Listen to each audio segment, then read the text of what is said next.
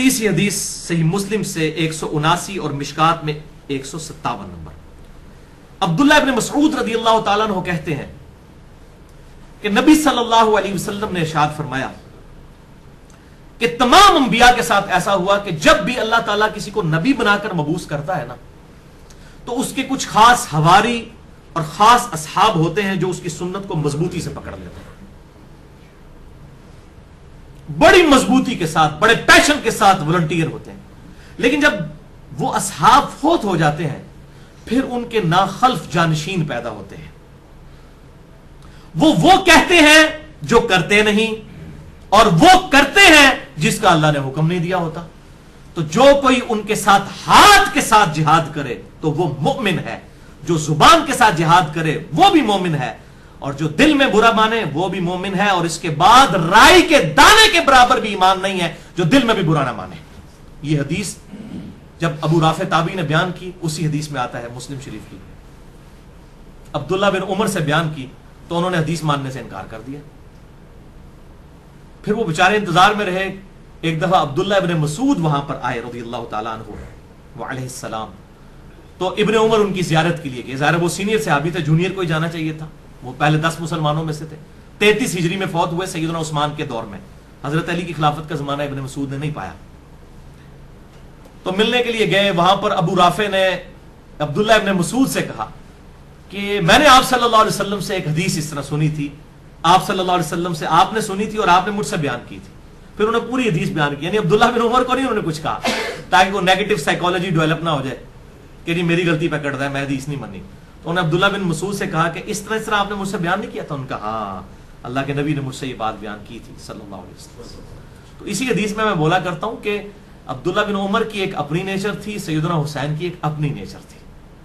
ان کی ذرا وہ پیسیو نیچر تھی، سیدنا حسین کی ایکٹیو نیچر تھی. اسی لیے انہوں نے وہ پہلے درجے پر آئے نا کہ برائی کو ہاتھ سے روکا. اور یہ امت محمدیہ میں جو آل محمد ہے انہی کا یہ سٹیٹس ہوگا صلی اللہ علیہ وسلم کہ وہ ہاتھ سے روکے، کیونکہ ان کے جینز پروفٹ کے جینز ہیں. امت محمدیہ میں جو آل محمد ہے صلی اللہ علیہ وسلم اگر وہ برائی کو ایکسپٹ کر لیں گے تو وہ تو شریعت بن جائے گی. اسی لیے سیدنا حسین کھڑے ہوئے اس وقت. قیام حسینی کی بنیاد یہ چیز تھی. چوتھی حدیث صحیح مسلم میں 177 اور مشکات میں 3997 کہ مروان نے عید کا جو خطبہ ہے یہ نماز سے پہلے شروع کروا دیا. یہ حضرت معاویہ رضی اللہ تعالیٰ عنہ کی طرف سے مکہ مدینے کا گورنر تھا اور اس نے جو کچھ خباثت کی ہے اسی کی وجہ سے حضرت عثمان بھی شہید ہوئے. مروان بن حکم اور بعض کو رضی اللہ تعالیٰ عنہ بھی کہتے ہیں اور کرتوت تسی سن لو. مروان بن حکم صحیح مسلم 177 مشکات 3997 جب اس نے خطبہ شروع کروایا. اچھا مشکات میں آدھا حصہ ہے اس کا، پوری حدیث صحیح مسلم 177 نمبر موجود ہے کتاب الایمان چیپٹر میں. اس نے پہلے خطبہ شروع کروایا. حالانکہ سنت کیا ہے کہ جمعے کا خطبہ نماز سے پہلے ہوگا، عید کا خطبہ بعد میں. چونکہ یہ خطبے میں حضرت علی پہ لعنت کرتے تھے، کوئی تقریر سنتے ہی نہیں تھا ان کی، تو زبردستی تقریر سناتے سن انہوں نے. تو ایک شخص وہاں کھڑا ہوا، اس نے کہا مروان تو سنت کو چھوڑ رہا ہے. نبی صلی اللہ علیہ وسلم عید کا خطبہ بعد میں دیتے تھے اور تو پہلے دے رہا ہے. اب پتہ اس نے کیا بکواس کیا آگے سے. اس نے کہا وہ طریقے متروک ہو چکے ہیں، ترک ہو چکے، ختم ہو چکے. جو نبی کی شریعت کے بارے میں یہ بکواس کرے کہ نبی کا طریقہ ختم ہو چکا، وہ مسلمان رہ جاتا ہے. یہ نواقض اسلام لکھتے ہیں جی یہ چیزیں اسلام سے خارج کر دیتی ہیں. یہ ان کو پینٹ شرٹ میں نواقض اسلام نظر آ رہا ہوتا ہے مولویوں کو. اور نواقض اسلام کی سب سے نمائندہ مثال مروان بن حکم ہے جس نے رسول اللہ کے طریقے کو کہا کہ ترک، نعوذ باللہ، اتنی نفرت کا اظہار کیا. یعنی اب یہ لوگ جو ہیں بدعتیں جاری کریں گے.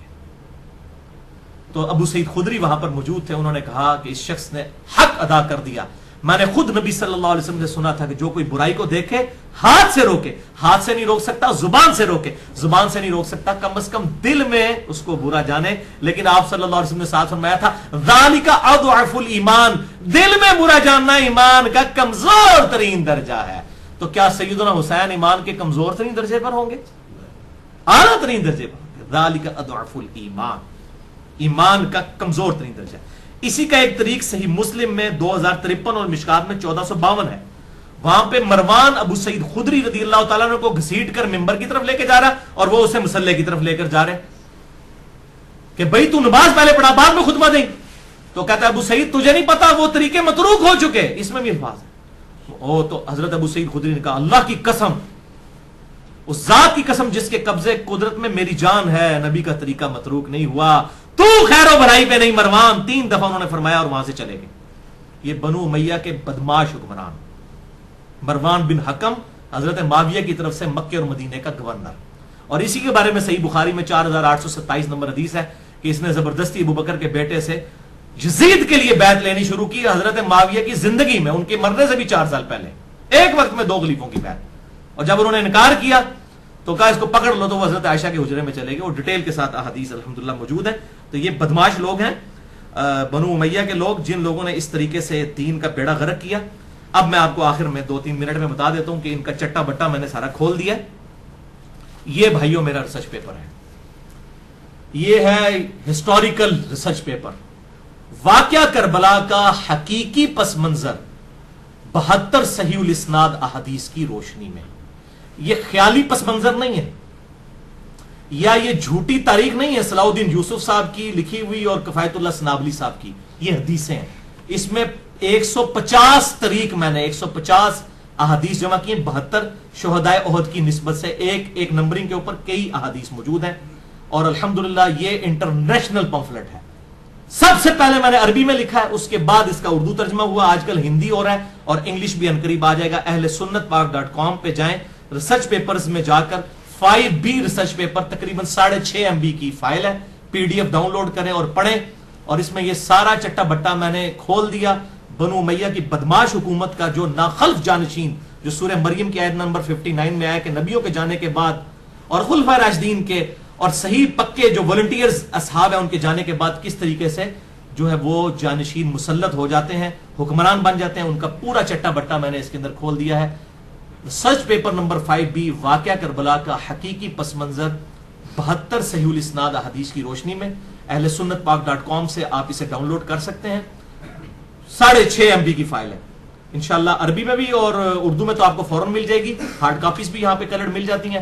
اور اس کے بعد انگلش اور ہندی ترجمہ بھی الحمدللہ اس کا آنے والا ہے. اللہ تعالیٰ سے دعا ہے جو حق بات میں نے کہی اللہ تعالیٰ ہمارے دلوں میں راسخ فرمائے.